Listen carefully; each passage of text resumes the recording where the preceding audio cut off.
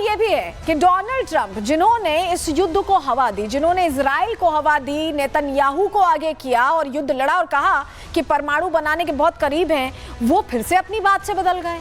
Iran और Israel के बीच जंग तेज है, ये हम देख ही रहे हैं। मिडिल ईस्ट में तनावपूर्ण स्थिति बनी हुई है। अमेरिकी राष्ट्रपति डोनाल्ड ट्रंप ने बड़ा दावा ऐसे में कर दिया है। इजराइल के सैन्य एक्शन और क्षमताओं पर ही सवाल खड़े कर दिए। परमाणु सुविधाओं को नष्ट करने की क्षमता नहीं है इजराइल के पास, ये डोनाल्ड ट्रंप ने कह दिया है। परमाणु ठिकाने नष्ट करने के लिए यूएस की मदद जरूरी है। वो खुद को जरूरी बताने की कोशिश कर रहे हैं या इजराइल को कमतर दिखाने की कोशिश कर रहे हैं, ये अपने आप में प्रश्न है, क्योंकि ट्रंप लगातार इस युद्ध के बीच लगातार बयान बदल रहे हैं। इस बीच एक और बड़ी खबर आ रही है, उसका रुख कर रहे हैं मिडिल ईस्ट की ओर। बढ़ गए कई अमेरिकी फाइटर जेट्स, ये जानकारी मिल रही है। F-22 रैप्टर और F-35 समेत कई विमान देखे गए हैं। पूर्वी भूमध्य सागर के ऊपर से ये गुजरे हैं अमेरिकी प्लेन। तो एक तरफ तो अमेरिका कह रहा है कि 14 दिन का वक्त है, टेबल टॉक कीजिए, दूसरी तरफ एक्शंस में थोड़ा यहाँ पर दूसरी तस्वीर सामने आ रही है। F-22 रैप्टर और F-35 समेत कई ऐसे लड़ाकू विमान हैं जो देखे गए हैं, जो हेड कर रहे हैं अब मिडिल ईस्ट की तरफ। देखिए, बड़ी बात यह है कि अमेरिका जो ये कह रहा था कि वो युद्ध में तुरंत उतर जाएगा, पहले G7 छोड़कर जाते हैं, वहां बैठक छोड़कर जाकर कहते हैं कि हम सीज फायर कराने नहीं जा रहे, फिर टेबल टॉक की बात करने लगते हैं, फिर कहते हैं कि इजराइल के पास वो बम ही नहीं है जिससे वो ध्वस्त कर पाए परमाणु संयंत्र, अमेरिका का सहयोग जरूरी है। ये पल पल बदलते ट्रंप युद्ध का भी मिजाज बदलते दिखाई दे रहे हैं। क्यों हम ऐसा कह रहे हैं, रिपोर्ट के जरिए आपको बताते हैं।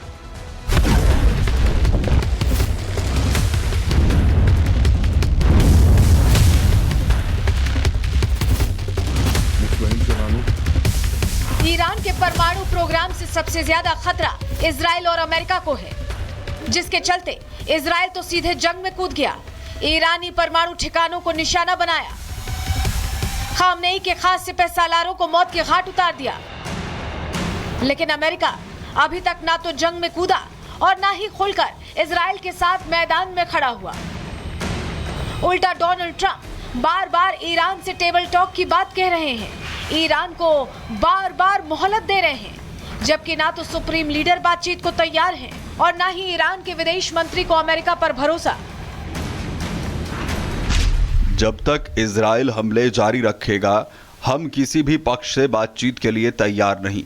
ईरान कभी भी अस्पतालों और नागरिक क्षेत्रों को निशाना नहीं बनाता, जबकि इजराइल ने जानबूझकर गाजा में अस्पतालों को निशाना बनाया है। अमेरिकी राष्ट्रपति डोनाल्ड ट्रंप की नीतियां और बयानबाजी हमेशा से विरोधाभास से भरी रहती है। ऐसे में ना तो ईरान को ट्रंप पर भरोसा है और ना ही इजराइल को समझ आ रहा है कि अमेरिका इस जंग में उसके साथ है भी या नहीं।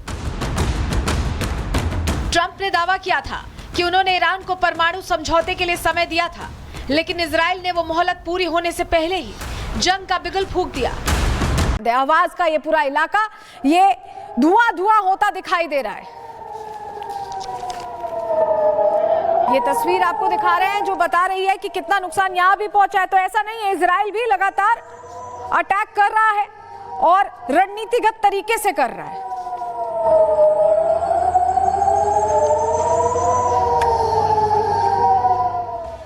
इस बीच एक और खबर आई जिसने युद्ध के मैदान में एक तरह से और नया मोड़ ला दिया, क्योंकि खबर ये मिली कि चीन की तरफ से कुछ कार्गो विमान हैं, 5 से 6 जिनकी संख्या बताई जा रही है, जो अचानक दिखते हैं, ईरान की तरफ उड़ते हैं और फिर रडार से गायब हो जाते हैं। तो सवाल ये चल रहा है इस वक्त दुनिया में, चर्चा ये है कि क्या चीन हथियारों का जखीरा भेज रहा है ईरान को, जिसके चलते ईरान लगातार इजराइल पर अटैक कर रहा है। जरा खबर के इस पहलू को इस रिपोर्ट के जरिए आपको समझा रहे हैं।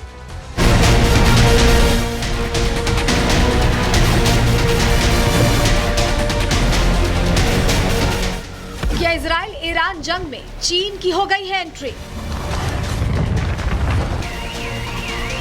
क्या जंग के बीच ईरान को सैन्य मदद कर रहा है चीन? क्या चीन कार्गो विमान से ईरान पहुंचा रहा है हथियार? ये सवाल इसलिए उठ रहे हैं क्योंकि इजराइल ईरान जंग के बीच चीन की कार्गो थ्योरी सामने आ गई है। सवाल उठ रहे हैं कि क्या अब अमेरिका के बाद चीन ने भी जंग में चुपचाप एंट्री ले ली है, क्योंकि पिछले कुछ दिनों में चीन के 5 कार्गो विमान ईरान पहुंचे हैं। हालांकि इन विमानों का रूट शंघाई से लग्जमबर्ग था, लेकिन बीच में ही इन कार्गो विमानों ने अपना ट्रांसपोंडर और सेंसर स्विच ऑफ कर दिया और फिर ईरान के एयर स्पेस में पहुंच गए, जबकि जंग के कारण ईरान का एयर स्पेस तो पहले से ही बंद था।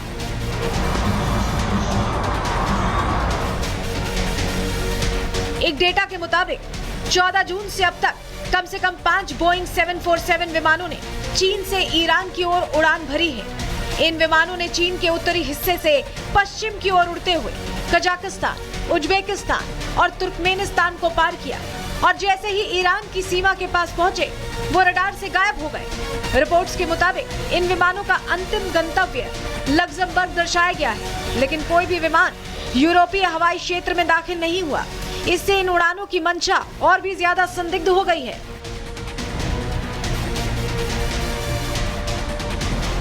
चीन की इसी हरकत ने अब दुनिया की निगाह उसकी ओर कर दी है। सवाल उठ रहे हैं कि क्या इन विमानों में हथियारों का जखीरा था?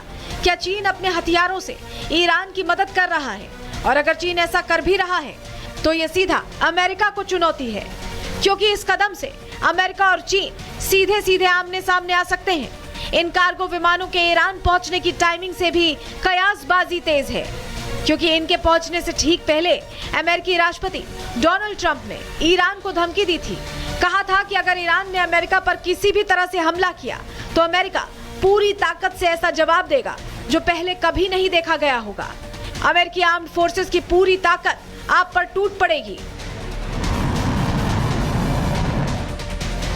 ट्रंप की इसी धमकी के तुरंत बाद चीनी विमान का ट्रांसपोंडर बंद करके तेहरान में लैंड करना किसी सीक्रेट ऑपरेशन की ओर इशारा करता है, क्योंकि एक तरफ तो इजराइल ईरान के परमाणु ठिकानों, तेल अड्डों और मिलिट्री एस्टैब्लिशमेंट्स पर जमकर मिसाइलें और ड्रोन बरसाकर तबाही मचा रहा है, तो वहीं ईरान भी अब हाइपरसोनिक मिसाइल से इजराइल के आयरन डोम को भेद कर तेल अवीव में आग बरसा रहा है। लेकिन अब सवाल उठ रहे हैं कि क्या बिना चीन की मदद से ईरान ऐसा कर पा रहा है? और यही बात दुनिया के बड़े डिफेंस एक्सपर्ट मानने को तैयार नहीं है। Bureau report, Republic Bharat. और इस बीच बड़ी खबर आ रही है, उसका रुख कर रहे हैं। जंग के बीच ईरान ने मिसाइल का नया वीडियो जारी कर दिया है। अंडरग्राउंड टनल में रखी मिसाइल का वीडियो जारी किया गया है। ईरान ने मिसाइल का नया वीडियो जारी करके बताया है कि अंडरग्राउंड टनल में उनकी मिसाइलें लगातार तैयारी के साथ इंतजार कर रही हैं कि कब वो दागी जाएंगे। वीडियो देखिए।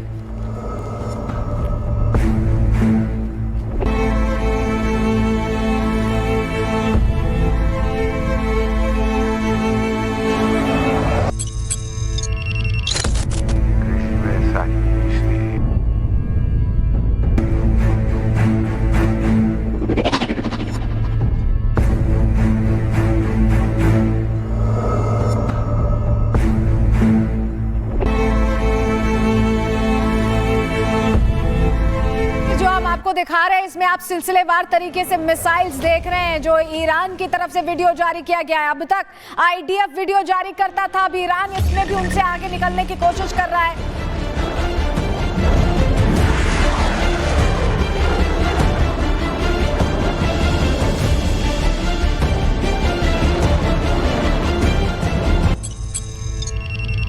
तो ईरान ने शक्ति अपनी दिखाने की कोशिश की है। यही वही तस्वीर है जो आईडीएफ को एक तरह से चुनौती देने वाली तस्वीर ईरान की तरफ से सामने आई है। लेकिन अब ईरान के लिए यूनाइटेड फ्रंट भी बन रहा है। अभी हमने आपको बताया कि कैसे विमान चीन से निकले हैं। ईरान की रक्षा के लिए अब बड़ा ऐलान भी सामने आ गया है। रूस और चीन बताया जा रहा है यूनाइटेड फ्रंट बनाने वाले हैं ईरान के लिए।